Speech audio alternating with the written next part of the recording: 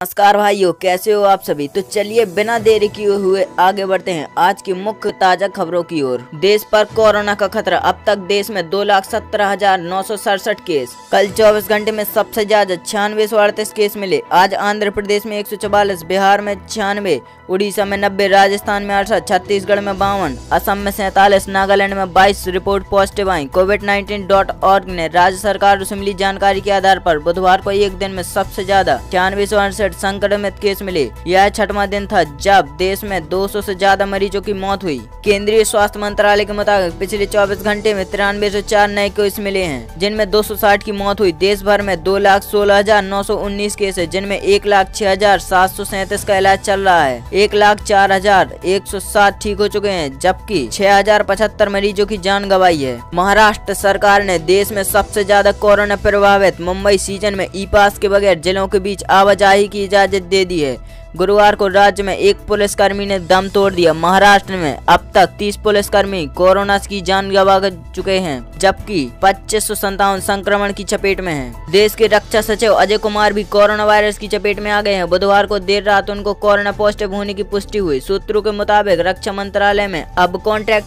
Tracing की जा रही है। अजय कुमार और उनके साथ काम करने वाले 35 अफसरों को होम क्वारंटाइन किया गया है। पश्चिम देशों में कोरोना हॉटस्पॉट में टेस्ट के लिए लोग नहीं मिल रहे हैं। चीन के बाद अमेरिका और यूके में भी आई नई परेशानी। वैक्सीन ट्रायल की रेस में लगे वैज्ञानिकों की कोरोना हॉटस्पॉट में ऐसी लोगों की तलाश है जो वेंटिलेटर बन सके। अमेरिका और यूरोप के वैज्ञानिकों का कहना है कि सख्ती और लॉकडाउन के सोशल डिस्टेंसिंग लागू होने के बाद मामलों में कमी आई है। ऐसे में अब यहाँ वैक्सीन ट्रायल के लिए हॉटस्पॉट में कमी आती जा रही है। और चीन से भी 3 दिन पहले ऐसी खबर मिली थी कि वहाँ पर पर्याप्त संख्या में वॉलेंटियर नहीं मिल रहे हैं। संभावना है कि टेस्टिंग के लिए पश्चिम देशों के वैज्ञानिक अफ्रीका और लैटिन अमेरिका जा सकते हैं। आगे की बड़ी खबर। कोरोना वायरस के नए समूह ब्लैक A3I का पता चला। देश में 41% तक संक्रमण इसी कोरोना वायरस से फैला। सबसे ज्यादा असर तमिलनाडु और तेलंगाना में।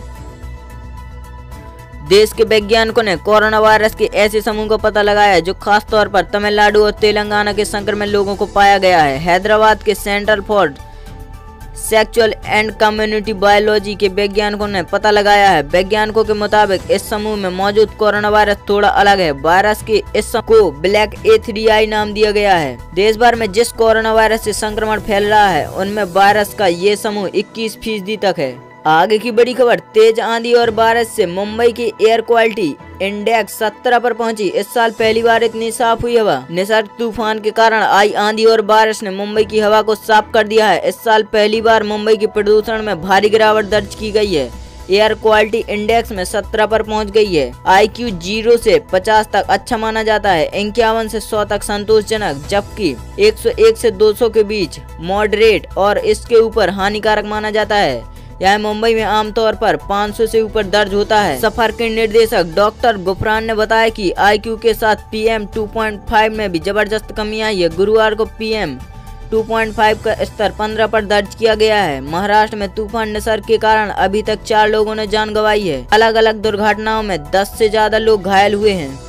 आगे की बड़ी खबर। मारुति सुजुकी ने face mask, face visors, car partition जैसे सेफ्टी एक्सेसरीज को किया लॉन्च। शुरुआती कीमत मात्र 10 रुपए। कार निर्माता कंपनी मारुति सुजुकी ने कोरोना वायरस महामारी से बचाव के लिए मास्क, दस्ताने, कार में लगाए जाने वाले पार्टीशन कवर समेत अन्य उत्पाद बनाने के काम शुरू कर दिया है। कंपनी का दावा है कि एक्सेसरीज का यह नया रेंज लोगों को कोरोना वायरस संक्रमण से बचाव की मदद करेगा। ये एक तरह के प्रोजेक्ट गियर्स हैं जिनका प्रयोग ड्राइविंग के दौरान किया जाएगा। कंपनी ने अपने ऑफिशियल वेबसाइट पर हेल्थ एंड हाइजीन कैटेगरी में इन एक्सेसरीज को शामिल किया गया है। आपको बता दें कि इन प्रोडक्ट की शुरुआती कीमत 10 रुपए है। मारुति का कहना है कि इस कंपनी के कोरोना वायरस महामारी के बीच अपने ग्राहकों के लिए मास्क, दस्ताने, चेहरे पर ढकने वाले उपकरण समेत अन्य उत्पाद बनाए हैं जिनकी कीमत 10 रुपए से लेकर 650 रुपए तक है। आगे की बड़ी खबर। अमेरिका ने तैयार किया कम लागत का इमरजेंसी वेंटिलेटर। पारंपरिक वेंटिलेटर न होने पर इस्तेमाल किया जा सकेगा। बिहेवियरल प्रोडक्ट्स बनाने वाली अमेरिकी कंपनी फिटबिट ने गुरुवार को बताया कि उन्होंने COVID-19 महामारी के दौरान वैश्विक स्तर पर वेंटिलेटर की कमी को पूरा करने के लिए फिटबिट फ्लो नाम का एक उच्च गुणवत्ता कम लागत और आसानी से उपयोग होने वाला इमरजेंसी वेंटिलेटर तैयार किया है। इसे पारंपरिक कमर्शियल वेंटिलेटर न होने पर इस्तेमाल किया जा सकेगा। इसे अमेरिका की फूड एंड ड्रग एडमिनिस्ट्रेशन ने मान्यता मिल चुकी है। आगे की बड़ी खबर, अब जोमेटो, स्विगी और डुंजो फूड सहित अन्य सामानों की ड्रोन से होगी home delivery. Food delivery startup Zomato, Swiggy और डुंजो अब आपके सामान की डिलीवरी ड्रोन के जरिए करेगी। नागरिक उड्डयन महानिदेशालय ने स्विगी, जोमेटो और डुंजो को भारत में ड्रोन के माध्यम से सामान डिलीवरी करने के लिए ड्रोन टेस्ट करने की अनुमति दे दी है। एक अंग्रेजी अखबार के मुताबिक इन कंपनियों को भारत में चुनिंदा शहरों में ड्रोन के परीक्षण के लिए अनुमति मिल गई है। जुलाई माह के पहले सप्ताह से आप परीक्षण के लिए उड़ रहे ड्रोनों को आसानी से सामान डिलीवरी करते हुए देख सकते हैं। केंद्र सरकार ने पिछले साल की घोषणा की थी कि इन प्रायोगिक तौर पर लंबी दूरी के लिए ड्रोन उड़ाने की अनुमति देगी। आगे की बड़ी खबर, LIC पॉलिसी धारक 30 जून तक घर बैठे ही ऑनलाइन कर सकेंगे मैच्योरिटी क्लेम, बस करना होगा एक ईमेल। कोरोना वायरस महामारी और लॉकडाउन को देखते हुए भारतीय जीवन बीमा LIC ने कहा है कि मैच्योरिटी क्लेम पाने के लिए अब ग्राहकों को LIC की ब्रांच जाने की जरूरत नहीं होगी। अब वो घर बैठे ही उनके आवेदन कर सकेंगे। LIC के अनुसार उनके लिए पॉलिसी धारक और पॉलिसी KYC दस्तावेज, डिस्चार्ज फॉर्म और अन्य दस्तावेजों को स्कैन करके ईमेल के जरिए संबंधित ब्रांच को भेजना होगा। यह सुविधा 30 जून तक कर दी गई है।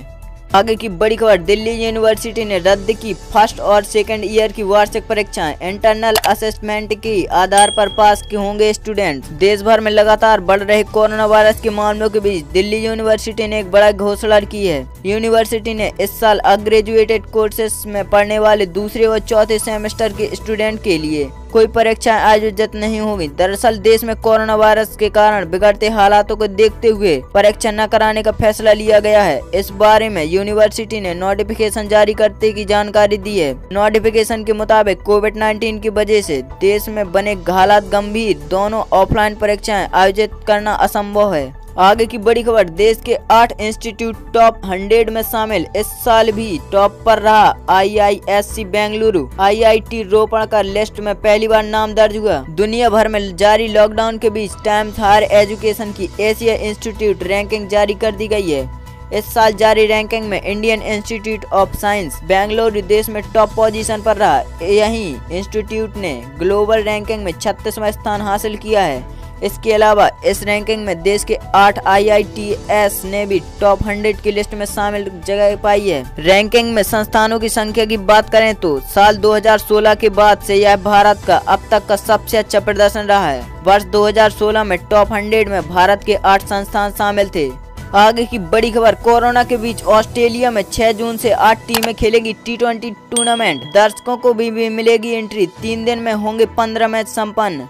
कोरोना वायरस के बीच ऑस्ट्रेलिया के दर्शकों के साथ क्रिकेट की वापसी शुरू हो गई है। यहीं डरबन शहर में 6 से 8 जून तक PDU टॉप N20 टूर्नामेंट खेला जाएगा। इनमें 8 टीमें शामिल होंगी जो 3 दिन में 15 मैच खेलेंगी। यह सभी मुकाबले राउंड रॉबिन में खेले जाएंगे। दरअसल डरबन में 21 मई के बाद कोई कोरोना संक्रमण का मामला सामने नहीं आया है। महामारी के बीच खेले जा रहे टूर्नामेंट में 500 दर्शकों की एंट्री होगी। डरबन क्रिकेट के मैनेजमेंट ने कहा है कि टूर्नामेंट की गाइडलाइन का पालन किया जाएगा। खिलाड़ी मैच के दौरान गेंद चमकाने के लिए लार और पसीना का इस्तेमाल नहीं कर सकेंगे। आगे की बड़ी खबर, विदेशों में IPL कराने पर विचार कर रही BCCI। यह आखिरी विकल्प होगा। T20 वर्ल्ड कप पर फैसले का इंतजार। IPL को कराने के लिए BCCI कई तरह के विकल्पों पर चर्चा कर रही है। सूत्रों के मुताबिक इस बार यदि IPL की संभावना खत्म होती है तो BCCI यह टूर्नामेंट विदेशों में भी करा सकती है। हालांकि यह सिर्फ आखिरी फैसला होगा। इस साल IPL 29 मार्च से शुरू होना था, लेकिन कोरोना वायरस और लॉकडाउन के कारण टूर्नामेंट को रद्द कर टालना पड़ा। हाल ही में BCCI अध्यक्ष सौरभ गांगुली ने कहा है कि यदि IPL रद्द होता है तो करीब 4000 करोड़ रुपए का नुकसान होता है। आगे की बड़ी खबर, टोक्यो गवर्नर बोले दर्शकों के साथ ओलंपिक जरूरी हो सकता है। भारत में अक्टूबर से नेशनल गेम होने की संभावना। जापान की राजधानी टोक्यो के गवर्नर कोइकी यूरिको ने गुरुवार को कहा कि ओलंपिक और पैरा ओलंपिक को कारगर बनाने के लिए चर्चा चल रही है। यह गेम दर्शकों के साथ हो सकते हैं। साथ ही भारतीय ओलंपिक समिति के अध्यक्ष नरेंद्र बत्रा ने कहा है कि भारत में अक्टूबर से नेशनल गेम शुरू हो सकते हैं। कोरोना वायरस के कारण 2020 टोक्यो ओलंपिक का एक साल टाल दिया गया है। अब यह गेम 2021 में 23 जुलाई से 8 अगस्त तक होंगे। इसके अलावा पैरा ओलंपिक 24 अगस्त से 5 सितंबर तक होंगे। वीडियो अंत तक देखने के लिए धन्यवाद। अगर आपको यह वीडियो पसंद आया है तो कृपया हमारे इस वीडियो को लाइक करें, कमेंट करें और शेयर करें और हमारे इस चैनल को सब्सक्राइब करें और बेल आइकन दबाएं। धन्यवाद।